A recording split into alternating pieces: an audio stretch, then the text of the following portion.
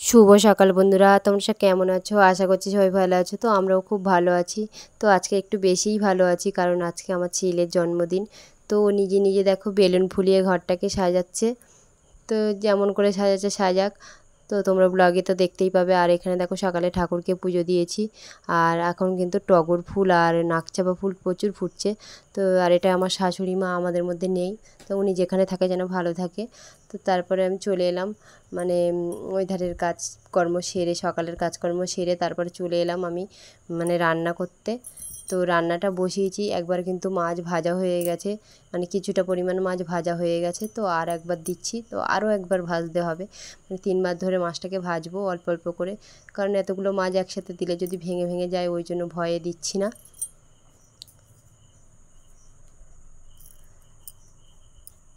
তো প্রায় 45 পিস মতন মাছ, আর এটাকে ফ্রিজ থেকে বের করে রাখা হয়েছে। তো ওই জন্য একটু জলে দিয়ে নর্মাল টেম্পারেচারে মানে আসলে তারপরে কিন্তু ওটা আবার ভাজবো। আর এখানে বাগদা চিংড়ি নিয়ে এসছে, তো এগুলোকে কাটতে হবে। তো বাগদা চিংড়ি 2 থেকে 2.5 কেজি মতো বাগদা চিংড়ি আছে। তো এগুলোকে কাটার পর এগুলোকে মালাইকারি বানাবো। আর আমি একে একে যা রান্না করব তোমাদের সাথে শেয়ার করব। তোমরা কিন্তু ভিডিওটা পুরোটাই দেখো। আর এটা আমার শ্বশুরমশাই ঢুকছে। তো এই যে তাই মাছগুলো আমার একবার ভাজা হয়ে গেছে, তো আরও একবার ভাজছি। এগুলো ভাজা হয়ে গেলে ওগুলোকে ভাজবো। আর এই যে ভাজতে ভাজতে একটু জায়ের মেয়ে সাথে দুষ্টুমি করছি। আর এখানে চিংড়ি মাছগুলো কাটতে বসেছে সবাই।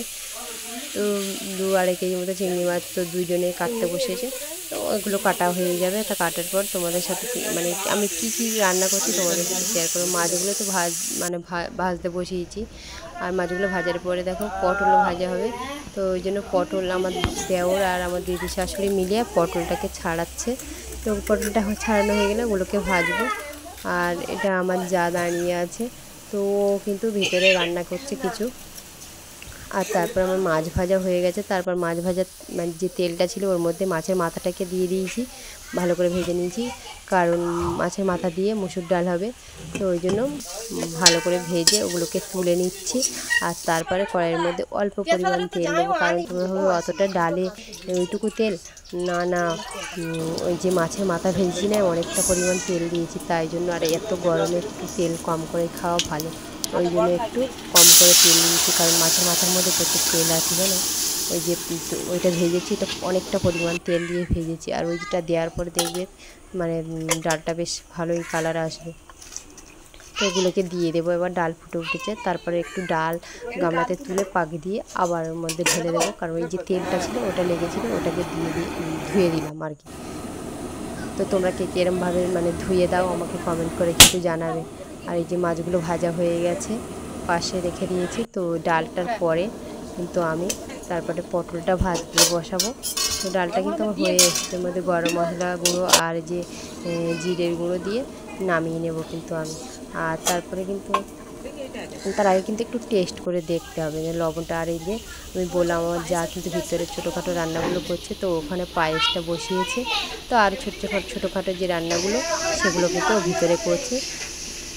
আর আমি কিন্তু উঠানে গ্যাস নিয়ে করছি, দুদিকে গ্যাস জ্বলছে, একটা আমার যা রান্না করছে, একটা আমি করছি। আর এখানে মাংসটাকে ম্যারিনেট করে রাখা হবে কিছুক্ষণ। আর তারপরে আমি কিন্তু পটলটা মানে ভাজতে বসিয়েছি। পটল ভাজা হয়ে গেল, তারপর কিন্তু আমি মাছটাকে ভেজে রেখেছিলাম, তার জন্য মশলা করে নিয়েছি মাছের ঝাল বানাবো বলে। তো এই যে মাছের ঝাল বা মাছের কালিয়া কেউ কেউ বলে, এই দুটোর মধ্যে যে কোনো একটাই হলে হবে। আমরা মাছের ঝাল বলি, আবার কেউ কেউ বলে মাছের কালিয়া। তো যাই হোক, সে যা পারে হোক গে, খেতে ভালো হলে হবে। তো মাছগুলো ঢেলে দিয়ে এবার কিন্তু জল দিয়ে দিচ্ছি। তো জলটা অল্প দেবো, কারণ মাছগুলো মানে বেশি ফুললে ভেঙে যাবে, ওই জন্য অল্প পরিমাণ জল দিয়ে মানে এবারে নামিয়ে নেবো। মানে হয়ে গেছে। তারপরে আমি কিন্তু মাছগুলোকে আস্তে আস্তে ঢালছি। দেখো একটা মাছ কিন্তু ভেঙে গেছে কিন্তু। তো অতগুলো মাছ একটা দুটো তো ভাঙবেই। তো ফোনে কিন্তু একটু ফ্যাকাশে ফ্যাকাশে কালার লাগছে, কিন্তু ভালো করে দেখো তোমরা, এবং খুব সুন্দর কালার এসছে। আর তারপরে কালারটা এত সুন্দর এসছে, আর খেতেও কিন্তু সুন্দর হয়েছিল, কারণ আমি তো ভয়েসটা পরে দিচ্ছি। আর তারপরে আমি দেখো মাংসটা কষাতে বসিয়েছি। তো মাংসটা আগে থেকে ম্যারিনেট করে রেখেছিলাম, সেই মাংসটা কষাতে বসিয়েছি। আর এই যে যা পায়েস করছিল, তো পায়েসটা কিন্তু রেডি হয়ে গেছে। তো পায়েসের কালারটা দেখো একটু লালচে লালচে এসছে, কারণ চিনি আর বাতাসা একটু মিক্সড করে করা, ওই জন্য একটু লালচে লালচে এসছে। তো চিনি আর বাতাসা দিয়ে করলে কিন্তু পায়েসের কালারটা কিন্তু বেশ ভালোই আসে। আর এখানে আমার কথা বলতে দেখো মাংসটা কিন্তু আমার কষানো হয়ে গেছে। তারপরে জল দিয়ে দিলাম মাংসের মধ্যে, তো যতটা ঝোল হবে সেরকম পরিমাণ জল দিয়ে তো মাংসটাকে ফুটছে। দেখো মাংসটা মানে মাংস কেন যে কোনো তরকারি ফুটলে বেশ ভালোই লাগে দেখতে। আর এই গরম মশলা দিয়ে দিয়েছি, এবার নামিয়ে নেবো। তো মাংসটা আমার হয়ে গেছে, তো মাংসটা আমি নামিয়ে নেবো। তো পাতলা করে ঝোল করে দিই, যেহেতু প্রচণ্ড গরম পড়েছে সেই জন্য না, সেই জন্য। আর আমি দেখো পাশে দেখো হাঁড়িতে নারকেলের দুধ মানে করে রাখা হয়েছে। আর দেখো মাংসের কালারটা দেখো জাস্ট অসাধারণ হয়েছিল, মানে খেতেও সুন্দর হয়েছিল। তারপর আমি চলে এলাম চিংড়ির মালাইকারি করতে। এই যে চিংড়িগুলোকে ভালো করে এবার ভেজে নিচ্ছি।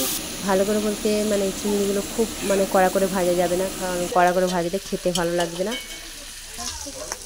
তো এই যে চিংড়ি ভাজার পর আমি যে মশলা করব মানে মালাইকারির যে মশলাগুলো সেগুলো দিয়ে একটু কষিয়ে নিয়েছি। মানে মশলা প্রায় কষানো হয়ে গেছে, তারপর চিংড়িগুলো দিয়ে ভালো করে নেড়ে চেড়ে কষিয়ে তারপর নারকেলের দুধটা ঢেলে দিয়ে তারপর কিছুক্ষণ সময় মানে ফুটিয়ে নেব তরকারিটা। তারপর ফোটানো হয়ে গেলে তারপর নামিয়ে নেব। এই যে চিংড়ি মালাইকারি বেশ মানে খানিক ফুটে তারপর ফুটে গেলে নামিয়ে নিয়েছি। তো চিংড়ির মালাইকারির কালারটা দেখো খুব সুন্দর হয়েছিল। আর তারপরে কিন্তু এখন বাজে মানে রান্না কমপ্লিট হয়েছিল আমার 12:30টার মধ্যে। আর সবাইকে খেতে মানে জোগাড় টোগাড় করে খেতে বসাতে প্রায় 1টা বেজে গেছে। তো ওই জন্য তাড়াতাড়ি করে খেতে বসিয়েছি। ওই জন্য টেকগুলো এখনও কাটা হয়নি, তো ওটা বিকেলে কাটা হবে। তো সবাই খেতে বসেছে। আর এই যে আমার দেওয়া খাওয়া করছে। আর এই যে আমার যা, ও কিন্তু ওখানে দাঁড়িয়ে দাঁড়িয়ে বোঁদে খাচ্ছে। আর আমি কিন্তু তারপর একটু রান্নাবান্না করে একটু রেস্ট নিচ্ছি। আমার দেওয়ার ওই জন্য দেওয়া খাওয়া করছে। তারপর খাওয়া দাওয়ার পরে একটু বিকালের দিকে রেস্ট নিয়ে দেখো ওই যে কেক কাটা হবে, তো সেই জন্য দেখো সবাই একটু আশীর্বাদী করছে, বড়রা যারা আছে তারা একটু আশীর্বাদ। আর এই যে আমার দেওরের মেয়ে, তো কিন্তু খুব দুষ্টু, মানে খুব ছটপটে, ছোট বাচ্চা খুব ছটপটে, এবং কিন্তু খাওয়ার জন্য একটু ইয়ে করছে। তো কিন্তু এখনও মুখে ভাত দেওয়া হয়নি, ওই জন্য ওকে কিছু গালে দেওয়া হয় না। তো কিন্তু দাদার পাশে বসে আছে, আর ওর জেঠু ওর দাদাকে খেতে দিচ্ছে, খাইয়ে দিচ্ছে। ও ভাবছে যে আমার দেবে। ওই জন্য দেখো কেমন করে দেখতে যাচ্ছে। আর দেখো কেমন করে তোমাদেরকে দেখতে, দেখো দেখো সত্যি সত্যি কেমন করে দেখতে খুব কষ্ট হচ্ছে। মনে হয় যেন গালে একটু দিয়ে দিই, কিন্তু দেখো মুখে ভাত হয়নি, তো ওই জন্য দেয়া হয়নি। তোর খুব তাড়াতাড়ি মুখে ভাত দেওয়া হবে, তো সেই ব্লগও তোমাদের সাথে শেয়ার করব, চেষ্টা করব শেয়ার করার। আর জেঠু দেখো ওর সাথে দুষ্টুমি করছে, দেখো গালে দিয়ে আবার টেনে নিচ্ছে কেন। দেখো কেমন দুষ্টুমি করছে, ও হা করে ছুটে আসছে।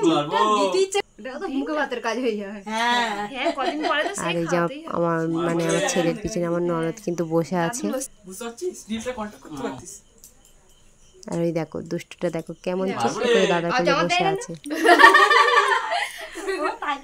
জেঠু উঠে যাচ্ছে আবার দেখছে। আর ওই যে ওর মা এসেছে তাই জন্য একটু দেখো ছটফট করছে।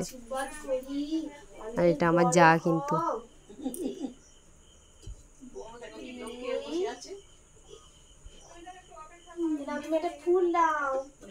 এই যে দাদার ঘড়িটাকে দেখছে।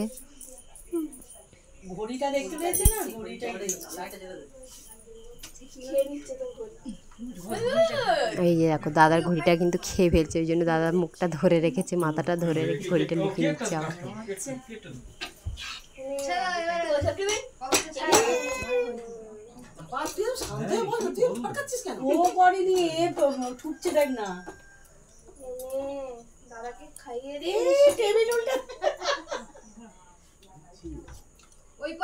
তো প্লিজ বন্ধুরা তোমাদের কাছে একটাই রিকোয়েস্ট, ভিডিওটা কিন্তু পুরোটাই দেখো।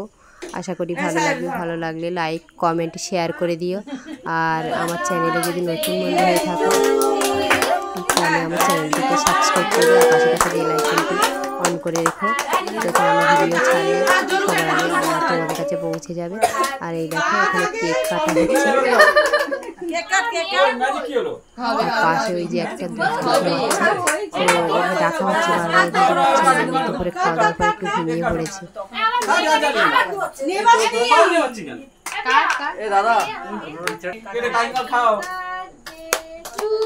তো তোমরা সবাই আমার ছেলেকে আশীর্বাদ করো, ওই যেন একটা ভালো মানুষ হয়।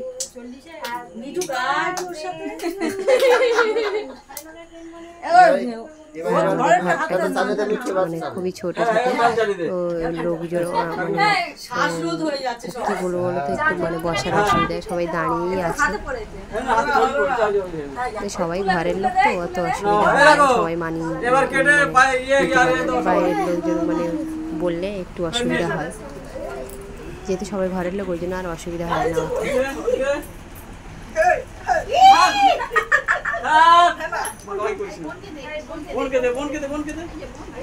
তো তোমরা সবাই ভিডিও কিন্তু পুরোটাই দেখো, তোমাদের কাছে একটাই অনুরোধ করছি। আর আমার চ্যানেলে যদি নতুন বন্ধু এসে থাকো তাহলে চ্যানেলটিকে সাবস্ক্রাইব করে দিও। আর সবাই সুস্থ থাকো, ভালো থাকো, টাটা। দেখা হবে অন্য কোনো ভিডিওতে, টাটা।